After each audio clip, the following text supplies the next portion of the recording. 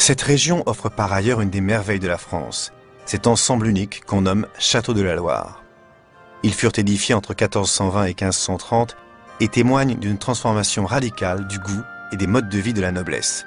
Les donjons austères, les échauguettes, les machicoulis d'où l'on jetait l'huile brûlante sur les assaillants, tout cet appareil militaire disparaît.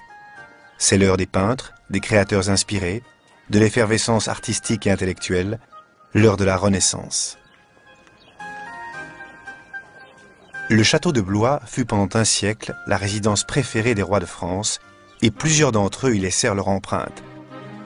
Blois est ainsi une anthologie à ciel ouvert des styles successifs de l'époque.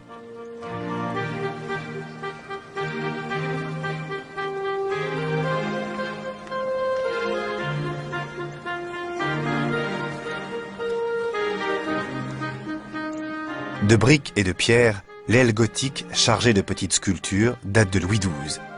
C'est ici que ce souverain très populaire signa la Grande Ordonnance, code de procédure préfigurant l'État moderne.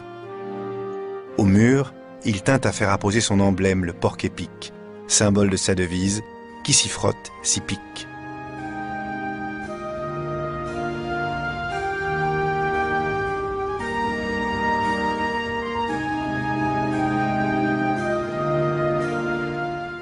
L'aile François Ier est un chef-d'œuvre de la Renaissance française, profondément influencé par l'art italien. Son plus bel ornement est la façade des loges, avec le célèbre escalier à vis frappé de la salamandre royale. François Ier, protecteur des arts, adora son château de Blois et y résida le plus souvent possible.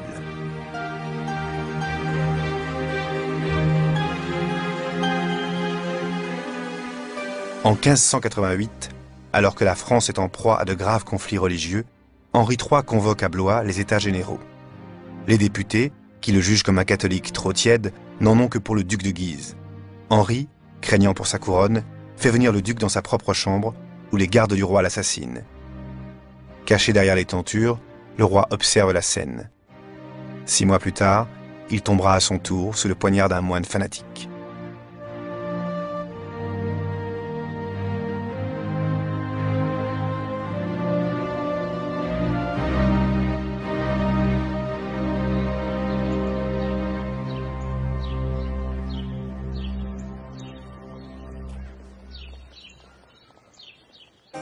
Le château de Chenonceau est une affaire de femme.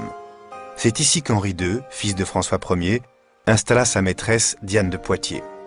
Cette femme étonnante avait d'abord été chargée de l'éducation du jeune Henri, alors dauphin de France, et bien qu'elle eût 20 ans de plus que lui, il en tomba fou amoureux.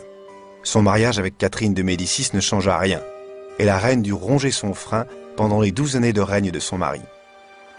À la mort du roi, Catherine de Médicis fit chasser Diane de Chenonceau, dont elle fit sa résidence préférée. Diane avait-elle fait construire un pont qui enjambait le Cher? Catherine y fit rajouter cette galerie, dans le style de la galerie des Offices de sa Florence natale.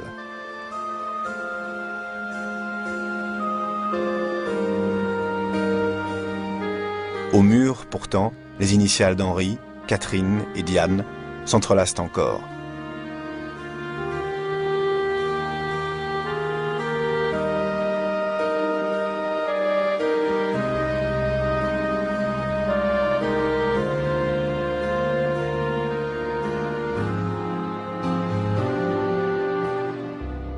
La dernière reine qui vécut au château fut Louise de Lorraine. Elle était l'épouse d'Henri III, le fils préféré de Catherine de Médicis. Lorsqu'il fut assassiné, en 1589, celle-ci légua Chenonceau à Louise. Dans cette chambre, qu'elle fit redécorer de noir, Louise de Lorraine s'enferma jusqu'à sa mort.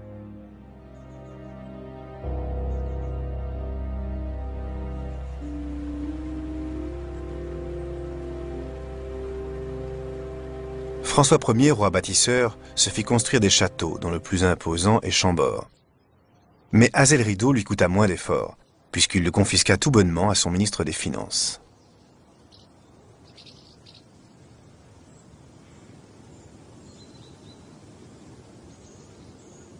Après des années de combat, le roi s'était alors voué à l'humanisme, à la connaissance, aux arts. Il admirait Erasme, Léonard de Vinci était son conseiller, Clément Marot et Rabelais étaient reçus à la cour. François Ier lui-même s'essaya au sonnet, avec quelque bonheur. Cette douceur de vivre, cet apaisement, sont lisibles dans les courbes des châteaux de l'époque.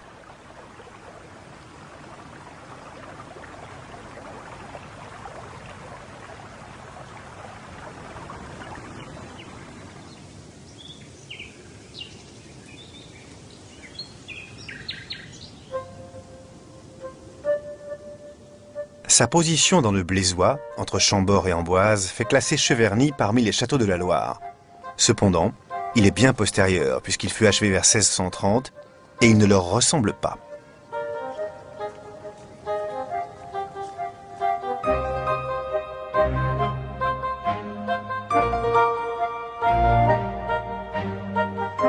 Derrière sa façade de pierre blanche, le château présente un décor unique et préservé, souvenir fidèle de la vie de la noblesse sous le règne de Louis XIII.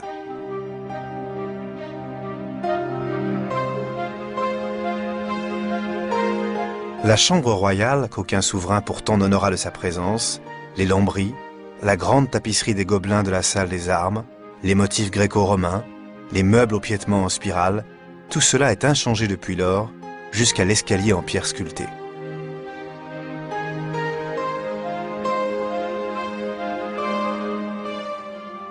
C'est l'époque de la splendeur des grands et de la misère du peuple, de la puissance extérieure et de la fragilité intérieure. Mais c'est aussi l'époque des démonstrations de Descartes et des fulgurances de Pascal. À Paris, Richelieu conseille le roi et, de fait, gouverne. Le jeune d'Artagnan, ombrageux et timide, ferraille à tout propos. C'est la France de Louis XIII.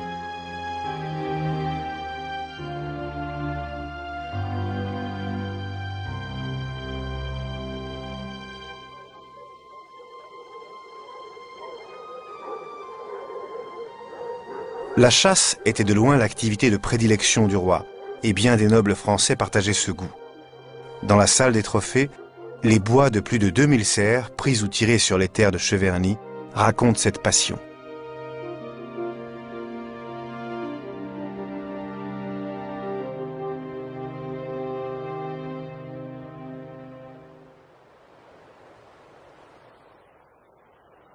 Tous les châteaux des pays de la Loire sont liés à l'histoire de France, artistique et politique.